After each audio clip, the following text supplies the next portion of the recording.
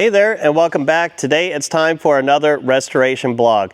This is where I show you all the things that are going on that you wouldn't see in another video. I'm not going to talk about the off-road wrecker today other than I have a video coming out soon. I still have a pretty big mess everywhere from cleaning up after the off-road games, and we're now kind of in our rainy season, so I haven't had a lot of the cars out recently.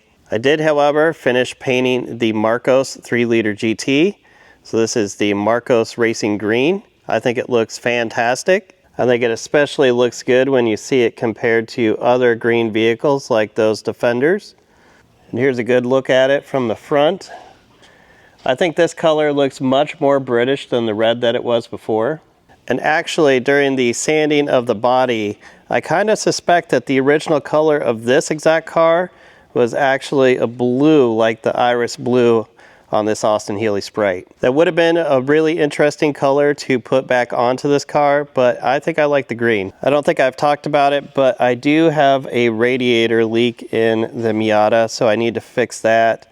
I don't think I've done any videos on the Miata yet, so let me know if you would like to see work on a car this modern being done on my channel.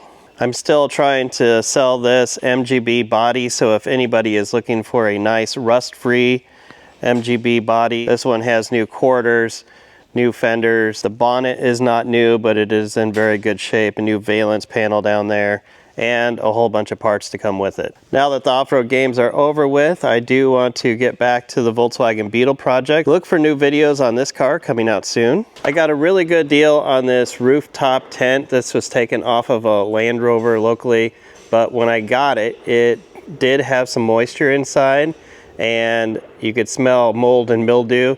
So right now I have an ozone generator running inside there.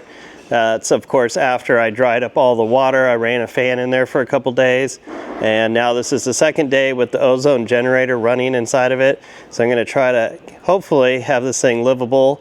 I'm not sure what I'm going to do with it yet, but this is from AluCab. This is from the same company that made the roof that is on my Land Rover Defender, so this is a very high quality item. And I'm sure I can find something to do with this. If you haven't seen my video of modernizing an MGTD compared to a completely stock MGTD, this one is the car with the 5-speed transmission in it and all of the modern upgrades. This engine was making a lot of noise from its valve train, and under further investigation, 2 of the rocker pedestals had broken. This one here broke into 3 different pieces. And this one was broken into 2 pieces. This has nothing to do with the upgrades. This is just that these parts are now, what, 80 years old, something like that, and they're just getting worn out. So I believe all the new parts from Moss Motors are here. We have all new pedestals, all of the push rods. These I don't think were damaged, but it's a good time to replace them anyways.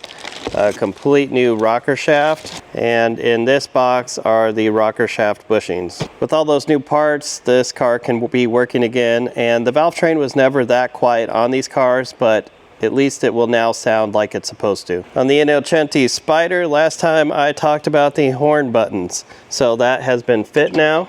A lot of people voted for the red button, and that is what is in the steering wheel now. It is a bit redder than what the rest of the interior is. The hub itself has been modified, so the buttons can be switched whenever they want to be. Nothing was modified on the button itself to get it to fit. So if you think the red button was the right choice, or do you think that we should have gone with the black button, comment below and let me know. I am almost certain that this car will be at the Austin Healey Conclave this year, so if you'd like to see it in person, sign up for that in December in Galena, Illinois. Not a lot is happening on the right-hand drive Tiger project. You can see it's starting to collect some dust. One of the holdups is this hole right here. This is where the original ammeter would go, and this car did not have the original ammeter with it anymore, so I have ordered a voltmeter to replace it. That is done out of Jaeger gauges. There is someone in England that makes these specifically for the Tigers so that you can have a correct looking voltmeter, and it should be on its way from England right now. The Austin Healey 106 probably does not look much different than the last time you saw it, but there might be a bunch of stuff done. And I had a huge amount of parts show up, including the new stainless exhaust. This is from Moss Motors. Although I don't think that they make them, it looks like they might come from this company called Bell in the UK. And then there was a few more boxes of a whole bunch of stuff that I needed for this car. So I should have a huge update on the 106 for next time. Same with the Ford Bronco. It does not look a whole lot different, but a lot of things have been happening. All of the emissions and air conditioning equipment is going to be put back the way it should be. So this will be a very original vehicle. It will not be modified to run better or have more power than it was stock. This is a stock build, so everything that's original on it has to work. Nothing at all really is happening with the BMWs right now. I have a secret project in this room just right there that I can't show you anything about that. There's way too many things going on right now to do anything with these, but look for big changes within the next 2 months. It might take another month to finish what I have going on over here. Right now the Triumph GT6 body is in the paint booth, so this is what the chassis looks like without the body, the engine, and the transmission in it. So you can see the suspension has been gone through. The brakes are ready for their hoses to be hooked up. It's a very skinny chassis. You can see the independent rear suspension. Axles have a couple upgrades on them. And if you didn't realize, yes, these Triumph GT6s have transverse leaf springs in the back. Last month, I don't think the trim was done on the C20, so that is done. It's looking really good. I do have new wheels for it that are already painted, but we do not have the new tires for this. And that is really going to make this car really pop. Right now, I think these old wheels are really making this truck look worse than it is. And this truck just looks great as long as you don't see those wheels on it. And don't worry, the new wheels are steel and they are going to be painted white, the same color white that the top of the cab is, and it's going to look great. Here is the body for the GT6. It's all in primer now.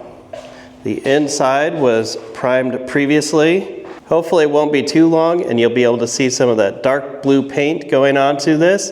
And I think that's going to accentuate the fastback body on this. It's going to look really good. Before I go, I wanted to show you something. I was sick last week, so I worked on some software that I've been working on, and I also worked on my website. So I've added some new things here on the website. Of course, you can see my latest videos here on the website this week with cars.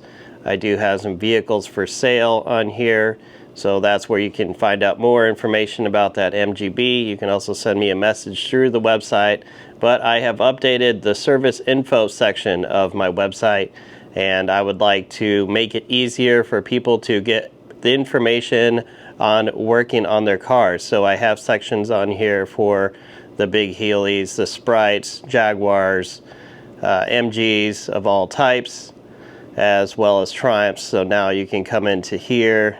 Let's go under the Austin Healey Sprite, of course. So if I click on the Sprite, underneath that, we have access here to all of the general data of the car that will tell you all the different specs you need when setting different things on the cars. We have wire diagrams, and we also have the paint colors. I have these things for most of the cars in there, and I will be adding more cars and more information all the time. So I would like to make this into a good source for people who are wanting to work on their cars and maybe they don't have the workshop manuals available, or they don't know where to find this information.